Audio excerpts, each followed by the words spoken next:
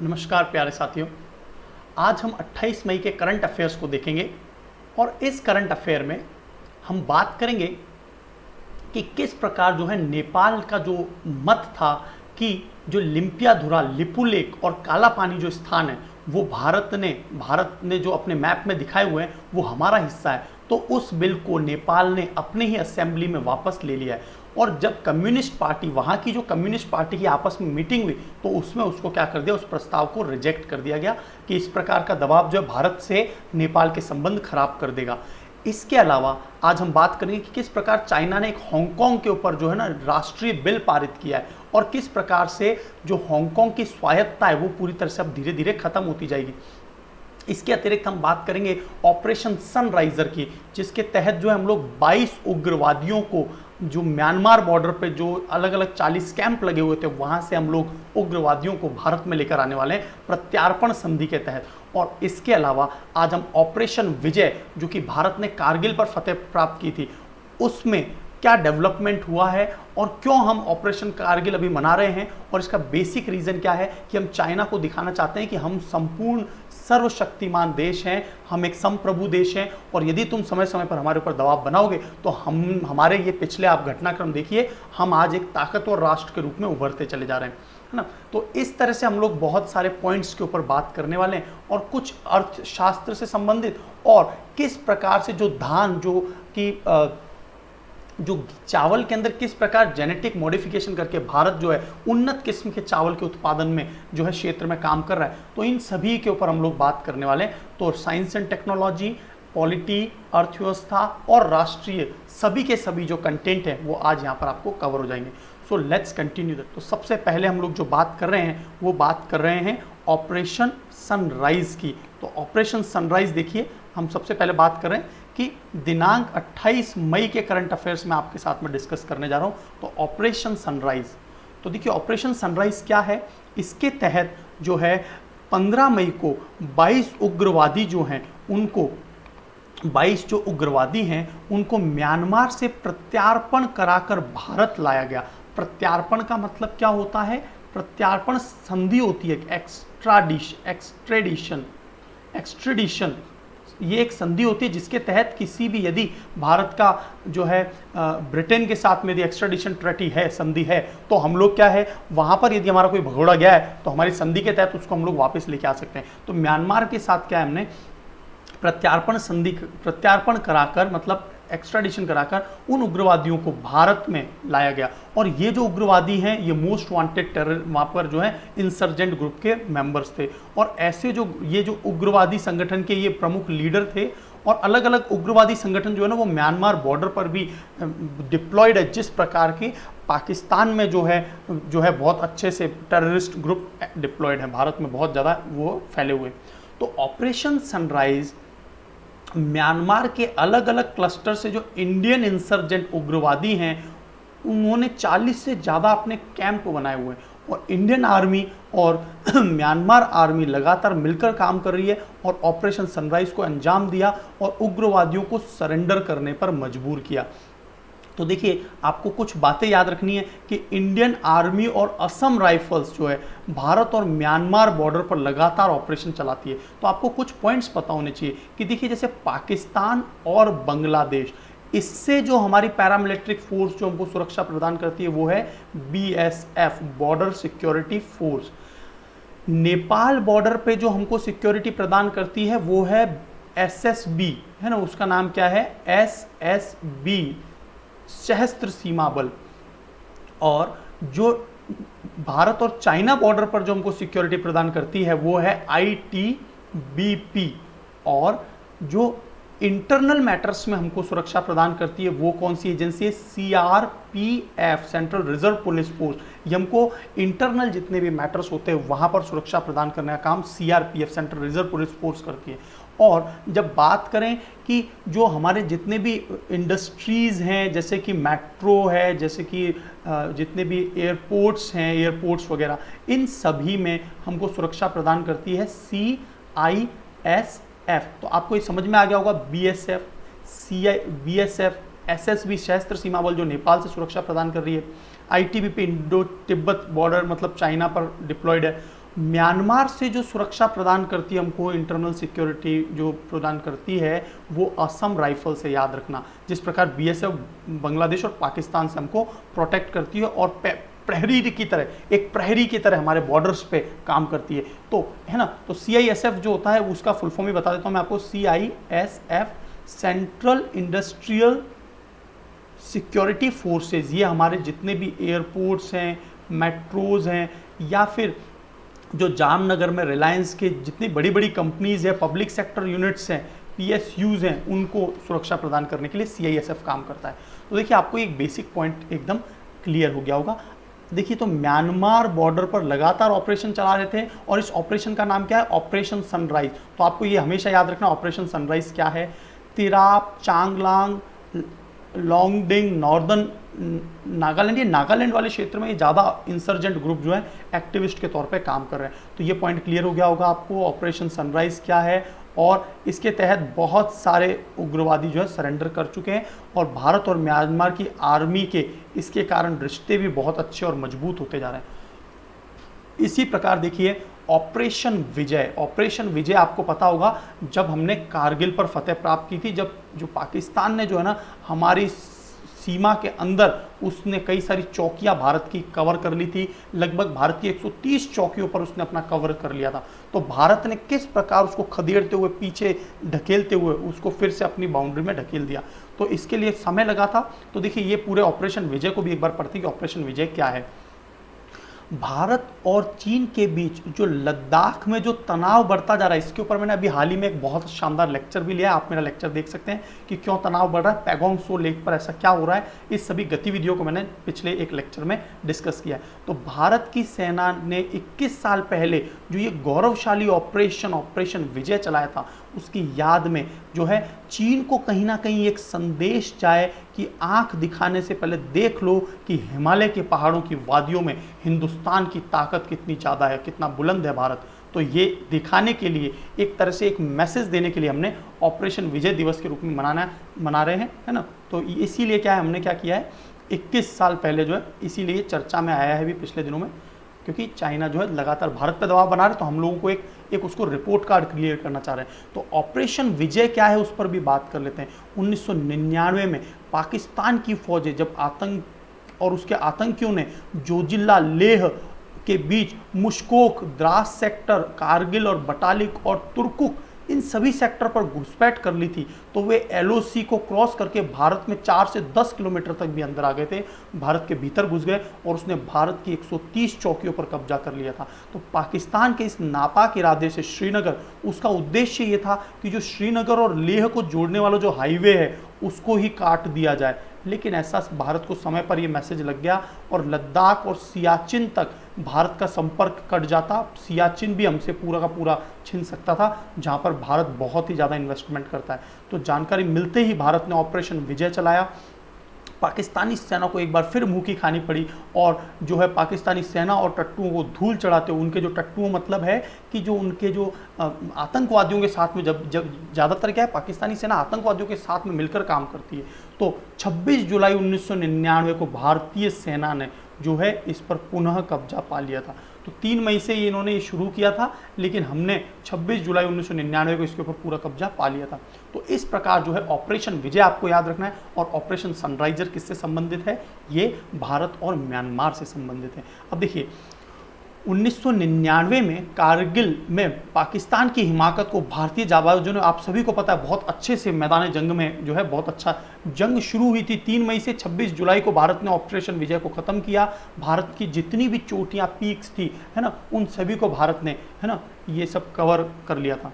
तो 26 जुलाई को जो है, इसीलिए जो ऑपरेशन विजय, जो कारगिल विजय दिवस जो है, आप याद रखना 26 जुलाई को मनाया जाता है। ये कई बार एग्जाम में पूछा हुआ भी है। कारगिल विजय दिवस के ठीक 2 महीने, अभी ठीक 2 महीने का वक्त है और हमको केवल, है ना, 27 मई को सेना ने ट्वीट करके केवल चीन को ये संदेश दिया है कि आप हमारी ताकत को मत आजमाइए, वरना आपको बहुत ही बुरा सामना करना पड़ सकता है परिस्थितियों का।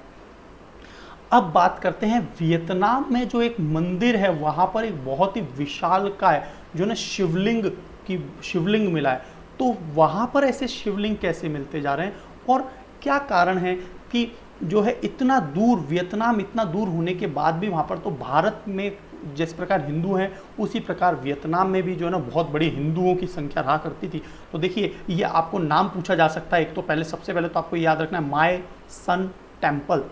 भारतीय पुरातत्विक सर्वेक्षण जो ASI archaeological survey of India, archaeological survey of India है ना, कनिंघम, जिसके संस्थापक कौन थे, कनिंघम, और ये जो है ब्रिटिश के समय में है ना। तो आप मुझे, मैंने ये जो है पिछले लेक्चर्स में पढ़ाया, तो बताइए आप कि आर्कियोलॉजिकल सर्वे ऑफ इंडिया की स्थापना कब, किस वर्ष हुई थी, स्थापना किस वर्ष हुई, ये आप मुझे कमेंट बॉक्स में बताइए। तो खुदाई के दौरान जो है बलुआ पत्थर, खुदाई के दौरान बलुआ पत्थर का विशाल शिवलिंग मिला है और मंदिर के परिसर में सेकीय मूर्तियां, कलाकृतियां भी प्राप्त हुई हैं। और यहाँ पर जो है ना भगवान राम और सीता की शादी की भी कलाकृतियां, नक्काशीकारी, कार्विंग्स, शिवलिंग, ये इस तरह से यहाँ पर मिला है आपको। तो सबसे पहले तो बात कर लेते हैं कि माय सन टेम्पल जो है इसके बारे में। माय सन टेम्पल जो है ये दक्षिण एशियाई देश वियतनाम के में मिला है। माय सन टेम्पल समेत वियतनाम में जो है अन्य कई मंदिर हैं हिंदुओं के, जहाँ पर कृष्ण, विष्णु, शिव जी की मूर्ति है।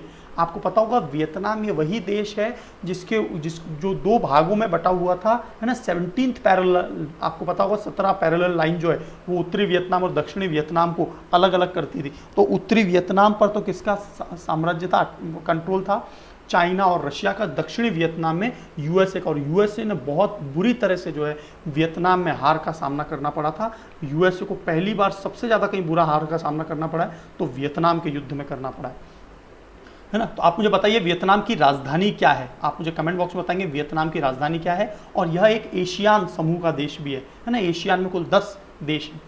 तो मंदिरों के निर्माता, ये आपको है ना हिस्ट्री में क्वेश्चन पूछ सकता है ना। ये करंट अफेयर का भी है और हिस्ट्री जो है उसमें आपसे इस प्रकार के प्रश्न पूछे जा सकते हैं। तो देखिए सबसे पहले तो है ना ये हिंदू मंदिर जो है उनका निर्माता कौन है, तो आपको ये याद रखना, ये शब्द चंपा के राजा, 4वीं शताब्दी से 14वीं शताब्दी के बीच में इस तरह के मंदिरों का इन्होंने निर्माण कराया। और व्यापक श्रृंखला विश्व विरासत स्थल में शामिल है, मतलब वर्ल्ड हेरिटेज साइट के रूप में ये वियतनाम में शामिल है, माय सन टेम्पल्स। तो ये भी बहुत इंपॉर्टेंट है। और आपको पता होगा कि मंदिरों में से अधिकांश मंदिर जो है ना अमेरिका वियतनाम युद्ध, क्योंकि दक्षिण वाला भाग है तो अमेरिका वियतनाम युद्ध जो 1955 से 75 के बीच में चला था, जिसमें अमेरिका पूरी तरह से हार गया था। वियतनाम के जो गुरिल्ला वारफेयर वाले जो लोग थे, गुरिल्ला वॉरफेयर है ना, छुप कर जो अटैक करते थे, उनसे है ना अमेरिका को बहुत बुरी तरह से है ना मुश्किलों का सामना करना पड़ा था। फाइनली अमेरिका को वहाँ से निकलना पड़ा है ना, जिस प्रकार की अफगानिस्तान और इराक से निकलता जा रहा है अमेरिका।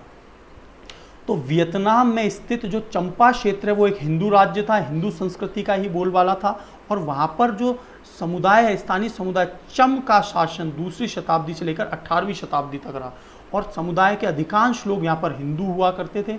आपको पता होगा कि दक्षिण भारत में जो चोल राजा थे, चोल राजा, आपको पता होगा ये जो चोल राजा हैं इनकी नेवी बहुत ही विश्व वर्ल्ड फेमस थी उस समय। चोल राजा जो दक्षिण भारत में हुआ करते थे, तो ये चोल राजाओं ने न सिर्फ भारत के दक्षिण वाले भाग बल्कि जो है वियतनाम, कंबोडिया, लाओस होते हुए जापान तक इनका साम्राज्य हो गया था। तो कहीं ना कहीं उन्हीं दिनों में क्या है, ये सभी जो हिंदू हैं उनका जो मूवमेंट वहाँ पर हुआ और वहाँ पर कहीं ना कहीं समुदाय बसा होगा। तो चम आप याद रखना, वहाँ पर उन्हें चम का शासन कहते थे, ठीक है। तो आगे चलकर ये समुदाय में अधिकांश लोग क्या हुआ, बौद्ध और इस्लाम धर्म को अपना लिया, इसलिए अब वहाँ पर हिंदू तो नहीं है ना। तो ये कुछ बातें आपको क्लियर हो गई होंगी। अब मैं आपसे चर्चा करने वाला हूँ भारत और नेपाल का जो विवाद है। इस विवाद में मैंने आपको बहुत अच्छे से समझाया था, इसको मैं एक बार फिर से क्लियर कर देता हूँ कि आपको यहाँ दिख रहा होगा कि जो भारत का जो ये रेड कलर का चौकोर सा, इंडिया का जो मैप है उसमें रेड कलर का जो चौकोर सा भाग है, वहाँ पर जो ये ऊपर वाला जो ग्रीन वाला जो हिस्सा है और एक जो ऑरेंज वाला हिस्सा है, तो जो ग्रीन वाला हिस्सा है वहीं पर लिम्पियाधुरा, काला पानी और लिपुलेख जगह। और नेपाल ने ये बोला कि ये जो क्षेत्र है वो हमारा है, क्योंकि battle of treaty of Sugauli के चलते जो है ये हमारा हिस्सा है और ब्रिटिश ने इनको ज़बरदस्ती हथिया लिया था। लेकिन जो है फिर क्या हुआ, नेपाल ने अब क्या बोल रहा है, नेपाल ने अपना स्टैंड चेंज किया है, क्योंकि नेपाल एक लैंडलॉक्ड कंट्री है, क्योंकि एक तरफ उसके चीन है, दूसरी तरफ इंडिया है।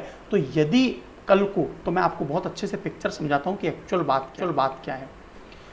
नेपाल एक लैंडलॉक्ड कंट्री है नेपाल के नीचे की तरफ जाएंगे तो बे ऑफ बंगाल आ जाएगा, वहां से वो समुद्री मार्ग से बहुत जल्दी से क्या है यातायात रूट मैनेजमेंट कर सकता है और जल्दी ट्रांसपोर्टेशन कर सकता है। लेकिन यदि चीन की बात करें, चीन से वो ज़्यादा अच्छे संपर्क बना रहा है और भारत से वो बिल्कुल कट कर देता है अपने संपर्कों को, तो इसका मतलब क्या हो जाएगा कि उसको बहुत लंबा रास्ता पार करके फिर दक्षिण चीन सागर में जाके उसको अपने जो है ट्रांसपोर्टेशन कर पाएगा। तो एक्चुअल में जो है बहुत बड़ा नुकसान हो जाएगा नेपाल का। तो धीरे धीरे उनको समझ में आ रहा है कि what value India has for Nepal. Not only in the value terms, Bharat ने हमेशा सपोर्ट किया है नेपाल को, और नेपाल के और हमारे हमेशा से माधुर्य संबंध रहे हैं, और दोनों ही एक तरह से, भारत में भी हिंदू बाहुल्य है, वो तो हिंदू राष्ट्र ही है, एकमात्र हिंदू राष्ट्र है, तो आपस में संबंध बनाए रखना अच्छा ही रहेगा। तो कुल मिलाकर उन्होंने एक कंक्लूजन निकाला होगा और उनकी सभा ने उसको खारिज कर दिया। फिर टॉपिक पे आते हैं। देखिए, भारत के कुछ इलाकों को अपना बनाकर दिखाते हुए जो नक्शा नेपाल ने पेश किया था, है ना, उसको, है ना, देश के नक्शे को अपडेट करने के लिए नेपाल ने संविधान में संशोधन किया जाना था। तो इसके लिए जो है ना नेपाल में संविधान का संशोधन करना था, और उसके लिए बुधवार को क्या हुआ, संसद में प्रस्ताव रखा जाना था, चर्चा को निर्धारित किया गया। अब इसे अनुसूची से बाहर कर दिया गया है, मतलब कि उस अनुसूची से जो संविधान के अंदर संशोधन के लिए लाई जाएगी, उस लिस्ट से इस प्रस्ताव को बाहर कर दिया। उसके पीछे क्या कारण रहा है, तो देखिए, नेपाल सरकार ने बिल्कुल ऐन मौके पर लास्ट में जो कार्यसूची है उसको संविधान संशोधन की कार्यवाही से हटा दिया है, मतलब इस पर कोई भी चर्चा नहीं की जाएगी। तो इसके पीछे एक्चुअल में कारण क्या बताया जा रहा है कि जो नेपाल के जो प्रधानमंत्री हैं केपी ओली, उन्होंने जो नए नक्शे के मसले पर जो राष्ट्रीय सहमति बनने के लिए जो सर्वदलीय वहाँ पर जो बैठक मीटिंग बुलाई, वहाँ पर इस विषय पर एक राय नहीं बन पाई, और ये तो सालों से भारत का हिस्सा है, तो अचानक से कैसे नेपाल को दे दिया जाएगा, तो है ना। और ट्रेटी ऑफ सुगौली के तहत वो भारत का हिस्सा है ना, क्योंकि ब्रिटिश इंडिया की बात कर रहे हैं, क्योंकि नेपाल तो स्वतंत्र रहा हमेशा, है ना। तो इंडो नेपाल आपको मतलब ब्रिटिश नेपाल जो वार है वो भी आपको याद होगा। तो संविधान संशोधन के लिए 2/3 बहुमत की जरूरत पड़ती, लेकिन पहले ही जो है बैठक में ही इसको रद्द कर दिया गया। तो ये सारी घटना जो है मैं आपको बहुत अच्छे से बता चुका हूँ कि किस प्रकार 17,000 फुट की ऊंचाई पर लिपुलेख दर्रे से जब धारचूला को जोड़ने वाली जो 18 किलोमीटर की रणनीतिक भारत ने सड़क बनाई थी बीआरओ ने, है ना, ताकि हम लोग कहाँ तक भी पहुँच सकेंगे, हम लोग मानसरोवर भी पहुँच सकेंगे, और कल को आर्मी को वहाँ पर पहुँचना है तो आसानी से रूट को वो एक्सेस कर सके, है ना। भारत जो है बहुत आसानी से जो है अपने बैटल टैंक्स को जो है बॉर्डर लाइन एरियाज तक भी ले जाए। तो भारत क्या लगातार रोड डेवलपमेंट कर रहा है। तो वहाँ पर क्या हुआ कि मैंने आपको बहुत अच्छे से बताया था कि चाइना जो है बहुत ज़्यादा नेपाल की हर गतिविधियों में दखल दे रहा है, और जो उनकी कम्युनिस्ट सरकार, और चाइना में भी कम्युनिस्ट सरकार है, दोनों एक जैसी सरकार है, तो दोनों एक दूसरे को सपोर्ट करने की कोशिश कर रही है, लेकिन कहीं ना कहीं उनकी सहमति नहीं बन पाई, और फाइनली उसने क्या है किसी भी प्रकार के संशोधन नहीं करेगा। इसका मतलब भारत और नेपाल का मुद्दा ऑटोमेटिकली वो रद्द हो गया है ना, जो विवाद आना था, ठीक है। तो ये 395 वर्ग किलोमीटर के ऊपर जो है ना भारतीय इलाके को अपना बताने की कोशिश कर रहा था। इसके बारे में ना भारत ने भी उक्त इलाकों को दिखाए जाने पर भारत के विदेश मंत्रालय जो है उसने बहुत ही कड़ी प्रतिक्रिया देते हुए नेपाल को भारत की संप्रभुता का सम्मान करने की नसीहत दे दी कि आप जो है ना बी इन योर लिमिट, और आप जो है ना, हम जिस प्रकार संप्रभुता रखते हैं तो हमारे रीजन को आप है ना अपना नहीं बता सकते हैं। तो विदेश मंत्रालय के प्रवक्ता अनुराग श्रीवास्तव ने कहा कि हम नेपाल सरकार से गुजारिश करते हैं कि वह बनावटी इस प्रकार की जो ये अपने मन माफिक जो ये कार्टोग्राफी जो क्षेत्र प्रकाशित कर रहा है, ये भारत की एकता, मतलब यूनिटी एंड इंटीग्रिटी का सम्मान करें, वरना ठीक नहीं होगा। इस तरह से भारत ने अपने स्टेटमेंट्स जाहिर किए। तो ये सभी बात जो है मैं आपको ऑलरेडी पहले पिछले लेक्चर में बता चुका हूँ कि हमारा, तो आप मेरा लास्ट लेक्चर देख सकते हैं, वहाँ पर मैंने बहुत अच्छे से इसको समझा दिया है। तो नेपाल का दृष्टिकोण जो है अब चेंज होता जाएगा, और मैंने बैटल ऑफ सुगौली भी आपको पहले पूरी अच्छी तरह से पढ़ा दी है। आप मेरे प्रीवियस जो करंट अफेयर के लेक्चर हैं, इसका मतलब कि 26 मई और 27 मई के करंट अफेयर देखिए, मैंने यहाँ पर वहाँ पर पूरी तरह अच्छे तरह से डिस्कस किया है। और मैंने हाल ही में एक बहुत शानदार लेक्चर भी बनाया है कि भारत चाइना का पैगोंग सेल लेक पर क्या है, और भारत पाकिस्तान और सभी जो LOC इसका क्या विवाद है, इसको एकदम आपको बहुत अच्छे से पिक्चर क्लियर किए। तो आप मेरे लेक्चर्स को, प्रीवियस लेक्चर को देख सकते हैं। अब देखिए यहाँ पर एक और चीज होती है, ये प्रश्न आपके लिए जरूर करंट अफेयर में पूछा जा सकता है। तो जो न्यू डेवलपमेंट बैंक है, जो न्यू डेवलपमेंट बैंक है उसकी स्थापना किसके द्वारा हुई थी? ब्रिक्स। आपको पता होगा ब्रिक्स एक पावरफुल ऑर्गेनाइजेशन है ना, जो है ब्राजील, रशिया, इंडिया, चाइना और साउथ अफ्रीका। साउथ अफ्रीका इसमें बाद में जुड़ा, 2010 में जुड़ा था। तो जो न्यू डेवलपमेंट बैंक है उसकी वीडियो कॉन्फ्रेंसिंग हुई और हमारे देश की तरफ से केंद्रीय वित्त और कॉरपोरेट मंत्री डॉक्टर श्रीमती निर्मला सीतारमण ने, है ना, वीडियो कॉन्फ्रेंसिंग में हिस्सा लिया। और न्यू डेवलपमेंट बैंक में क्या डेवलपमेंट हुआ है, मतलब क्या विकास हुआ है वहाँ पर, कि इस विशेष बैठक का जो एजेंडा था वो ये था कि जो न्यू डेवलपमेंट बैंक है एनडीबी, उसके नए अध्यक्ष बनाने थे, उपाध्यक्ष का चुनाव होना था, मुख्य जोखिम अधिकारी, है ना, और नियुक्ति सदस्यता के लिए, तो इन सभी को जो है चुनाव करना था। आपको पता होगा पिछले कई सालों से केवी कामत कई सालों से जो है ना वो न्यू डेवलपमेंट बैंक के प्रेसिडेंट के पद पर जो है शीर्षस्थ थे। तो अब देखिए, तो वर्तमान में, तो ये प्रश्न आपके एग्जाम के लिए बहुत इंपॉर्टेंट है। जो न्यू डेवलपमेंट बैंक है उसके ब्राजील के श्री मार्कोस ट्रायोज, तो ये नाम याद रखेंगे आप, मार्कोस ट्रायोज ब्राजील के बन गए, पहले भारत के थे केवी कामत। न्यू डेवलपमेंट बैंक इन 5 देशों ने मिलकर बनाया ताकि यह विभिन्न देशों को जो है ना ऋण बांट सके, जिस प्रकार वर्ल्ड बैंक, आईएमएफ, जिस प्रकार एशियन डेवलपमेंट बैंक है ना ऋण देता है, शंघाई कॉरपोरेशन बैंक जो है वो ऋण देता है, उसी प्रकार। तो इसके उपाध्यक्ष जो हैं और सीआरओ, है ना, वो किसको बनाया गया है? वो भारतीयों को बनाया, श्री अनिल किशोरा। तो ये 2 पॉइंट याद रखना, एक तो अनिल किशोरा, इसको इनको सीआरओ और उपाध्यक्ष बनाया है, और मार्कोस ट्राइजो इनको जो है ब्राजील के, इनको इसका प्रेसिडेंट बनाया। तो ये पॉइंट याद रखेंगे। तो न्यू डेवलपमेंट बैंक का उद्देश्य भी क्या है? जिस प्रकार आईएमएफ और वर्ल्ड बैंक पश्चिमी वित्तीय संस्थाओं की निर्भरता को कम किया जा सके, ऐसा ना हो जाए कि पूरे दुनिया के देश इन्हीं पर डिपेंडेंट हो जाए। तो हमने क्या करा, हम 5 देशों ने मिलकर एक अपना बैंक बना लिया। तो ब्रिक्स जो है ये मैंने आपको समझाई दिया, ब्राजील, रूस, इंडिया, चाइना और अफ्रीका की लीडरशिप में एक नया बैंक बनाया गया था। लेकिन आपको है ना हिस्टोरिकल व्यू से भी पता होना चाहिए कि ये बैंक की स्थापना किस वर्ष में की गई थी। तो सन 2014 में ब्राज़ील के फोर्टालेजा जो समिट हुआ था, इनका मीटिंग हुई थी फोर्टालेजा समिट में, कि जो छठा जो ब्रिक्स सम्मेलन था, तो एक तो ये याद रखना 6th ब्रिक्स सम्मेलन में, छठे ब्रिक्स सम्मेलन में फोर्टालेजा जो कि ब्राज़ील में स्थित है, 2014 में, वहाँ पर इसको बनाने का जो है प्रस्ताव पारित हुआ था, है ना। और नेताओं ने न्यू डेवलपमेंट बैंक की स्थापना की फोर्टालेजा समझौते पर हस्ताक्षर करते हुए। और फाइनली क्या होता है, 2015 में इसकी स्थापना हो जाती है और $100 अरब की कैपिटल्स के साथ में यह जो है इस बैंक को बना दिया जाता है। और वर्तमान में इसका मुख्यालय, वर्तमान में क्या मुख्यालय यही रहेगा, शुरुआत से शंघाई मुख्यालय, और केवी कामत इसके प्रेसिडेंट चल रहे थे। अब जो हैं ब्राज़ील के मार्कोस ट्राइजो और भारत के उपाध्यक्ष कौन बने, श्री अनिल किशोरा जी। तो ये पॉइंट कुछ आपको याद रखने रहे। आगे चलते हैं। देखिए यहाँ पर एक अर्थशास्त्र का बहुत ज़्यादा इंपॉर्टेंट पॉइंट है। देखिए हो सकता है ये थोड़ा सा टॉपिक आपके लिए टफ हो, लेकिन समझने में बहुत ही आसानी हो जाएगी। देखिए भारत के अंदर जो बड़ी बड़ी कंपनीज होती है ना, भारत के अंदर जो है बड़ी बड़ी कंपनीज होती हैं, तो वो जो हैं ग्लोबल डिपॉजिटरी रिसीट्स, तो भारत के अंदर जो बड़ी बड़ी कंपनी, वो ग्लोबल डिपॉजिटरी रिसीट्स जो है, ग्लोबल डिपॉजिटरी रिसीट्स, इससे क्या होता है कि वो अमेरिका में और अलग विश्व के अलग अलग देश, जैसे AGRB है, अमेरिकन रिपॉजिटरी रिसीट्स, है ना, अमेरिकन डिपॉजिटरी रिसीट्स और ग्लोबल डिपॉजिटरी रिसीट्स, इसी प्रकार यूरोपियन डिपॉजिटरी रिसीट्स। ये क्या होती हैं कि भारत की किसी बड़ी कंपनी को पैसे की कमी आ रही है, तो वो दुनिया के किसी भी देश में अपने बॉन्ड्स, अपने शेयर्स निकाल के वहाँ से पैसे को ला सकता है। और जब उसको पैसा मिल जाएगा तो उसको कुछ नया प्रोडक्शन करना है या उसको पैसे की कमी खल रही है, तो क्या कर सकता है, वो शेयर वगैरह दुनिया के दूसरे देशों में निकाल कर। तो यही जो है वो क्या होता है, ग्लोबल डिपॉजिटरी रिसीट, GDR, इसे क्या कहते हैं, GDR। और यदि अमेरिका में ऐसा कर रहे हैं हम लोग, जाके अमेरिका में शेयर और बॉन्ड निकाल रहे हैं, तो अमेरिकन डिपॉजिटरी रिसीट, ADR।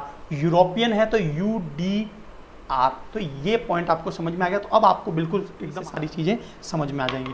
तो देखिए, तो भारतीय प्रतिभूति एवं विनिमय बोर्ड जो सेबी है, security exchange board of India, तो जो सेबी है, भारतीय प्रतिभूति और विनिमय बोर्ड सेबी, इसने जो है असाही इंफ्रास्ट्रक्चर एंड प्रोजेक्ट लिमिटेड और उसके एक वरिष्ठ अधिकारी है ना, ये चर्चा में क्यों आया पहले तो वो देख लेते हैं कि सेबी क्या है। सेबी आपको पता होगा, security exchange board of India, यह एक रेगुलेटरी ऑथोरिटी है। कल को कोई शेयर है ना गलत तरीके से निकालता है या कोई भी धांधली करता है तो सेबी उस पर नज़र रखती है, सेंसेक्स वगैरह सभी पर, सेंसेक्स पे, निफ्टी पे, है ना, तो सेबी इन सभी पे नज़र रखती है।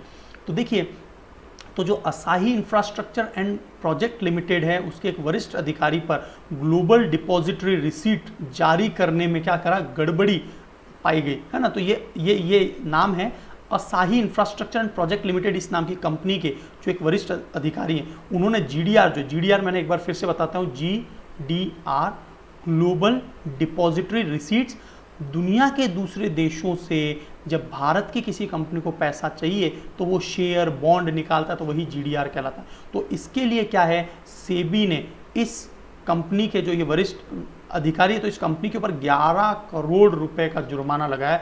और ये जो व्यक्ति है, इनका नाम क्या है, लक्ष्मी नारायण जय नारायण राठी, कंपनी के ये प्रबंध महानिदेशक है इस कंपनी के। तो ये पॉइंट क्लियर हो गया होगा आपको।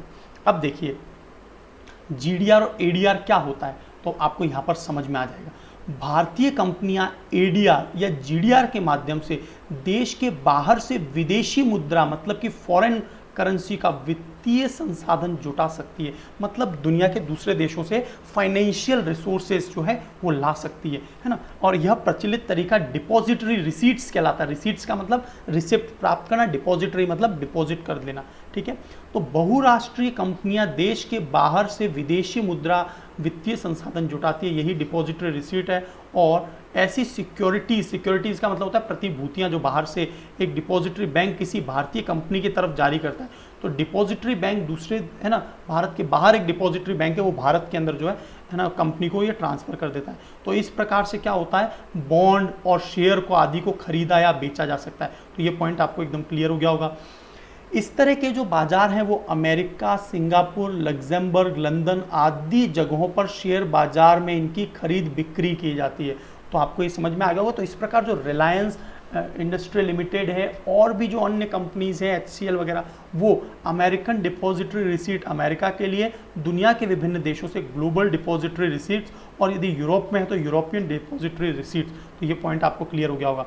हम लोग कुछ और बात भी कर लेते हैं कि आपको जो है ना एग्जाम में इस तरह के प्रश्न जरूर है ना क्वेश्चंस देखने को मिलते हैं, मिसलेनियस टाइप के क्वेश्चन, कि सेबी जो है, security exchange board of India, भारतीय प्रतिभूति और विनिमय बोर्ड, इसका जो स्थापना हुई वो सेबी अधिनियम 1992 के तहत की गई थी। और इसकी स्थापना कब होती है, 12 अप्रैल 1992 में, 1992 में। तो एक तो ये पॉइंट याद रखना, 1992 में ये बना, 1992 में, और 12 अप्रैल को इसकी स्थापना हो गई। सेबी का मुख्यालय भी RBI की तरह कहाँ है, मुंबई में है। और यह एक प्रतिभूति सिक्योरिटी एंड एक्सचेंज बोर्ड, यानी ये प्रतिभूति और विनिमय बोर्ड है। और ये पूरी तरह से जितने भी भारतीय सिक्योरिटीज़ मार्केट हैं, भारत में सेंसेक्स, निफ्टी हैं, उनको रेगुलेट करता है, जिस प्रकार RBI बैंकों को रेगुलेट करता है। और इसका मुख्यालय मुंबई में, और दिल्ली, कोलकाता, चेन्नई और अहमदाबाद में इसके रीजनल ऑफिसेज हैं, क्षेत्रीय कार्यालय। राइट, अब आगे देखते हैं।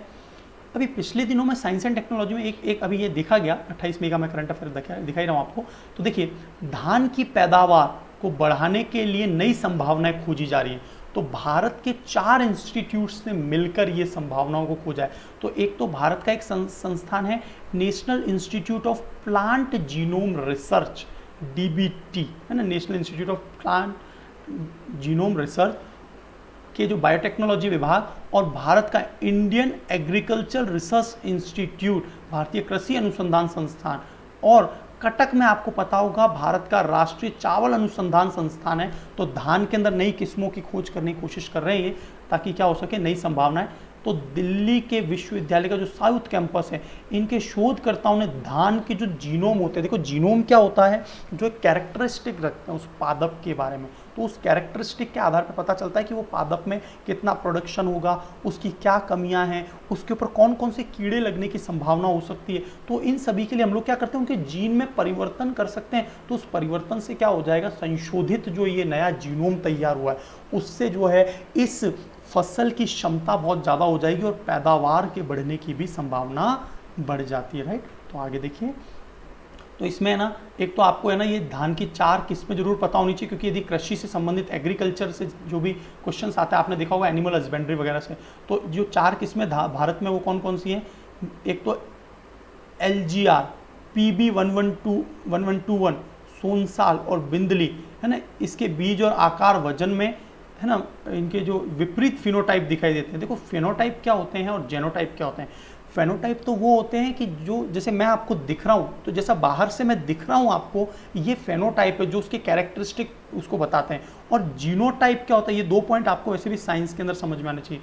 तो फिनोटाइप जो केवल बाहरी कैरेक्टरिस्टिक बताए, और जीनोटाइप किस प्रकार सेल या कोशिका का निर्माण हो रहा है, जो इंटरनल वाला पार्ट है, आंतरिक भाग जीनोटाइप, और एक्सटर्नल वाला जो भाग है वो फेनोटाइप कहलाता है। तो ये पॉइंट क्लियर हो गया होगा आपको, है ना। तो ये जो है इन्होंने क्रमबद्ध जो है अध्ययन करने के बाद में ये पाया कि कुछ ना कुछ इसमें जीनोमिक मतलब जीनोम के अंदर यदि रूपांतरण, उसमें संशोधन करके विश्लेषण किया, और है ना धान के अंदर वो है ना बहुत ज़्यादा विविधता, है ना, बहुत ज़्यादा डाइवर्सिटी ला सकते हैं। तो ये बहुत अच्छी बात होगी। इससे क्या होगा, भारत के अंदर जो है ना खेती के लिए जो है नई संभावनाएं पैदा हो जाएंगी, और भारत एक है ना ज़्यादा खेती में प्रोडक्टिविटी भारत की बढ़ जाएगी, है ना।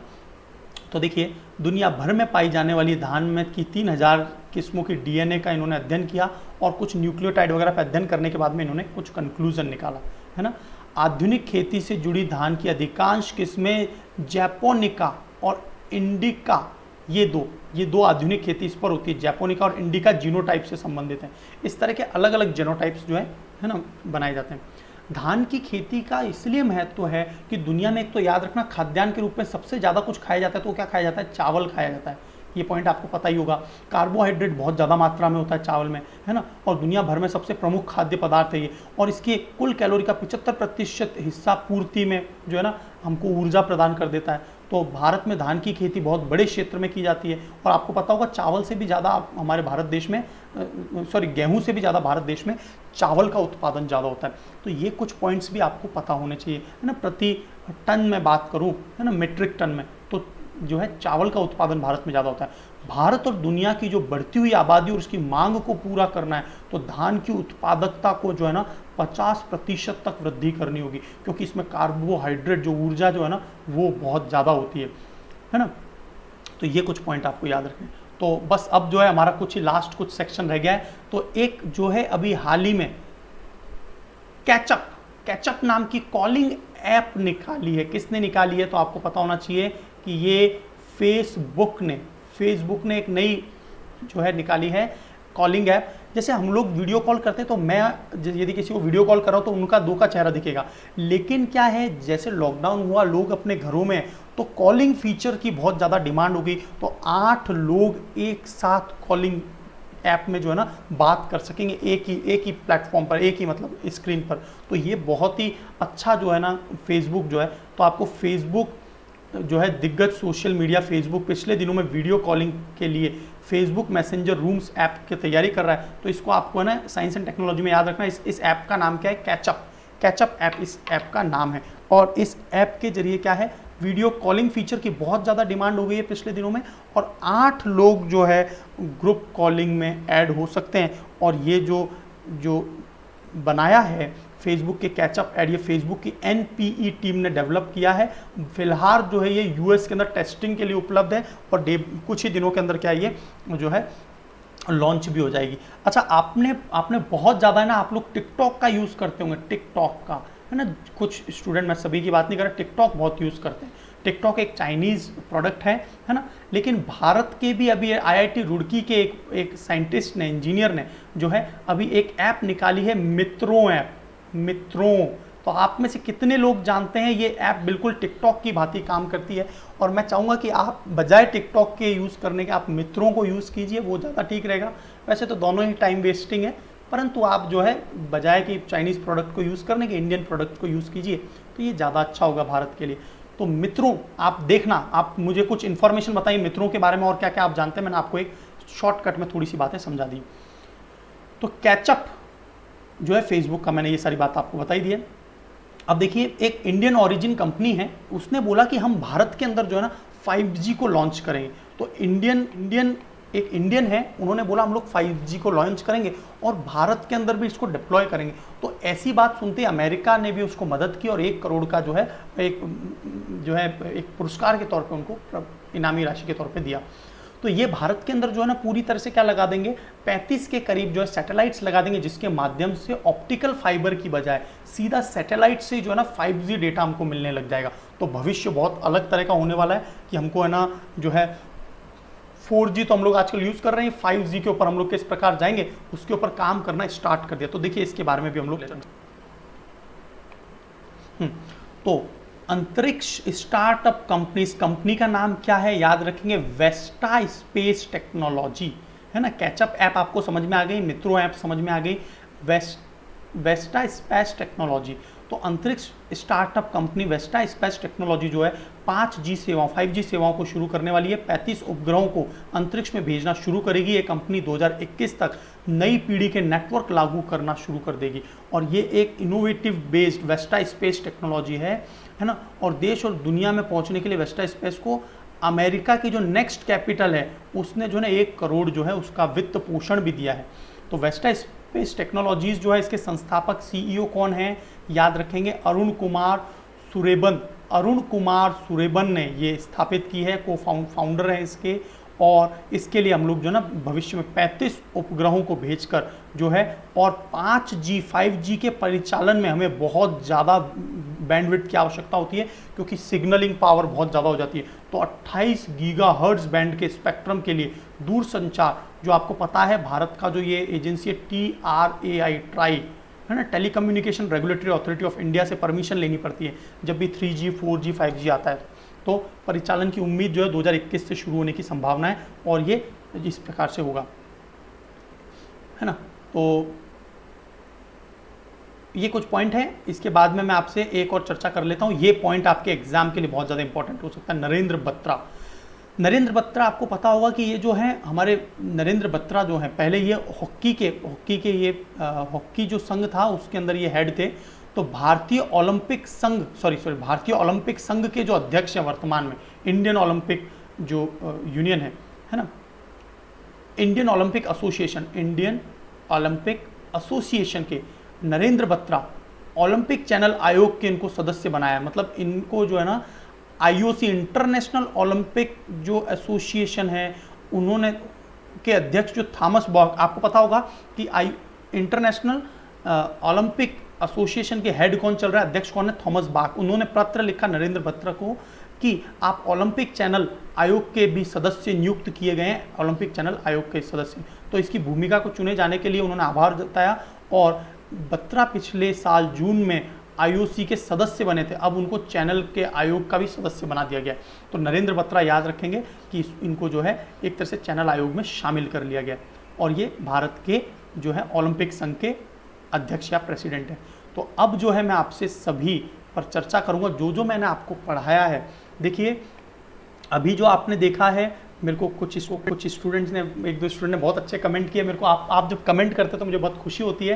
तो आप जरूर कमेंट जरूर करेंगे, ताकि क्या है, क्योंकि मेरे लिए और तो कुछ है नहीं, तो मैं यदि कमेंट मिलते हैं मुझे तो ही बहुत अच्छा है। तो आप इस तरह के कमेंट जरूर करा करें। कुछ प्रश्न पूछता हूँ मैं 2-3, उसके बारे में जवाब दें। और उन्होंने यही बोला कि भाई आप जो है ये पढ़ा रहे हैं उसमें लास्ट में रिवीजन, तो रिवीजन इज मस्ट। तो रिवीजन में आपका जितने भी क्वेश्चंस हैं ना, जो 1 लाइनर क्वेश्चन जो आपके एग्जाम में, यदि आप नॉर्मल पेपर की तैयारी करते हैं तो रिवीजन यहाँ पर पूरा आपका हो जाएगा। लेकिन आपको एक समग्र व्यू, आपको पूरे टॉपिक का एकदम फुल पिक्चर क्लियर हो गई है ना। जिस प्रकार से मैं एक टॉपिक लाया था भारत और चीन की जो भिड़ंत है उसके ऊपर और पैगोंग त्सो लेक पर, इसी प्रकार से मैं भविष्य में जल्द ही जो है हांगकांग के मुद्दे पर और ताइवान के मुद्दे पर भी लेक्चर लाऊंगा, और समय समय पर मैं ना बहुत इनोवेटिव लेक्चर्स है ना इन डेप्थ लाता रहूँगा। तो क्या आप एंजॉय कर रहे हैं, और क्या है इस चैनल को दोस्तों को शेयर करते हैं नहीं करते हैं, जरूर दोस्तों को शेयर करें। तो देखिए रिवीजन कर लेते हैं फाइनली। तो देखिए आपको मैंने ये पढ़ाया था 9वीं शताब्दी की, तो ये 9th सेंचुरी में शिवलिंग का उस समय का है शिवलिंग, और ये माय सन टेम्पल ये किस देश में आपको पता है, वियतनाम देश में। मंदिर को किसने बनवाया था, तो वियतनाम में 14वीं शताब्दी में चंपा राजाओं द्वारा ये बनाया गया था। वियतनाम की राजधानी और करेंसी मुद्रा मुझे आपको करंट है ना कमेंट में बॉक्स में बतानी है ना। देखिए अगला है उग्रवादियों के आत्मसमर्पण। बहुत सारे उग्रवादियों को लगभग है ना 3000 के करीब उग्रवादियों का आत्मसमर्पण करवा दिया है। तो ऑपरेशन सनराइज जो है इसमें भारत और म्यांमार की सेना है, और भारत का जो बॉर्डर पे जो सिक्योरिटी करती है म्यांमार बॉर्डर पे वो असम राइफल है, राइट। तो दोनों सेनाएं शामिल हैं, और ये किससे संबंधित है, पूर्वोत्तर में उग्रवादियों के उन्मूलन से संबंधित है। फसलों की जीनोटाइप पे शोध हुआ, और LGR PB1121 और सोनसाल और बिंदली ये जो 4 प्रजातियां हैं है ना, ये किस धान से संबंधित हैं, तो ये धान से संबंधित है, और चावल जो है धान एक्चुअल में चावल होता है ना। न्यू डेवलपमेंट बैंक के अध्यक्ष और उपाध्यक्ष किसको चुना गया है अभी जो वीडियो कॉन्फ्रेंसिंग के माध्यम से, मार्कोस त्रोज्जा जो कि ब्राजील के हैं, और अनिल किशोर को क्या है उपाध्यक्ष के रूप में चुना गया है। बोर्ड ऑफ गवर्नर की मीटिंग के लिए जो न्यू डेवलपमेंट बैंक की स्थापना की गई है वो किस घोषणा के तहत, तो 2014 में फोर्टालेजा घोषणा पत्र के तहत बनाया गया था, और 2014 में 2015 में इसकी स्थापना हो गई थी, और शंघाई में इसका मुख्यालय है। वैश्विक प्रौद्योगिकी की कंपनी जो कॉलिंग ऐप निकाल रही है जिसमें 8 एक साथ जो है बात कर सकते हैं कॉलिंग पे, किसने बनाया है, फेसबुक ने। मैंने आपको मित्रों के बारे में भी जानकारी दी है, मित्रों ऐप ये भारत की टिकटॉक जैसी ऐप है, राइट। और ये मैंने आपको थोड़ा नहीं बताया, लेकिन मैं आपको इसको शॉर्टकट में बता देता हूँ कि भारतीय सैनिकों को मरणोपरांत दैग हैमर स्कॉल्ड है ना, हैमर स्कॉल्ड पदक किस किस को दिया गया, तो major Ravinder Singh Sandhu, sergeant Lal Manotra Tarsen, sergeant Ramesh Singh, P Johnson Beck और एडवर्ड ए पिंटो। इनको क्या है संयुक्त राष्ट्र यूएन के जो मिशन होते हैं, भारत की सबसे ज़्यादा आर्मी जो है ना शांति सेना के रूप में काम करती है यूनाइटेड नेशन की, है ना। तो ये बात आपको पता होनी चाहिए। तो ये बहुत अच्छा काम करते हैं, हमारे बहुत सारे मेजर्स वगैरह उसमें जैसे है ना। तो देखिए अगला है भारतीय ओलंपिक चैनल के आयोग। भारत के जो ओलंपिक चैनल के आयोग के जो सदस्य को नियुक्त किया है वो नरेंद्र बत्रा हैं, जो वर्तमान में भारतीय ओलंपिक संघ के अध्यक्ष चल रहे हैं। ऑपरेशन विजय ये आपको पता होगा 21 वर्ष पूर्ण हो चुके हैं 1991 में, 1999 में जो हमने 26 जुलाई को फतेह प्राप्त की थी किस पर, कारगिल, और पूरे के पूरे जहाँ पर पाकिस्तान ने अपना नियंत्रण कर लिया था, तो कारगिल पर पुनः हमने नियंत्रण प्राप्त कर लिया था। तो यहाँ से कहीं ना कहीं हम एक है ना ट्वीट किया है आर्मी ने संदेश देने के लिए कि हमारी आर्मी बहुत ही रेडी है आज की तारीख में। और इसके बाद में है आपको पता होगा security and exchange board of India ने जो एक कंपनी है असाही इंफ्रास्ट्रक्चर पर कार्रवाई करते हुए ग्लोबल डिपॉजिटरी रिसीट, जिसके माध्यम से कंपनीज क्या हैं विदेशों से बॉन्ड और शेयर के माध्यम से अपने फाइनेंशियल आपूर्ति को पूरा करती हैं, तो पूंजी जुटाने के लिए है ये, और विदेश स्थित डिपॉजिटरी द्वारा अनिवासी निवेशकों को आकर्षित करने का एक तरीका होता है। तो आपको ADR समझ में आ गया होगा, अमेरिकन डिपॉजिटरी रिसीट्स, GDR आपको समझ में आ गया होगा, ग्लोबल डिपॉजिटरी रिसीट्स, और EUR European depository receipts. Last क्या है, भारत की जो ये जो अंतरिक्ष स्टार्टअप कंपनी है वो भारत में 5G 5G सेवा देने के लिए 35 से अधिक उपग्रहों को अंतरिक्ष में भेजने वाली है। तो ये कंपनी का नाम क्या है, वेस्टा स्पेस टेक्नोलॉजी। तो मैं उम्मीद करता हूँ कि you are enjoying the lecture, है ना। Thank you very much, wish you all the best और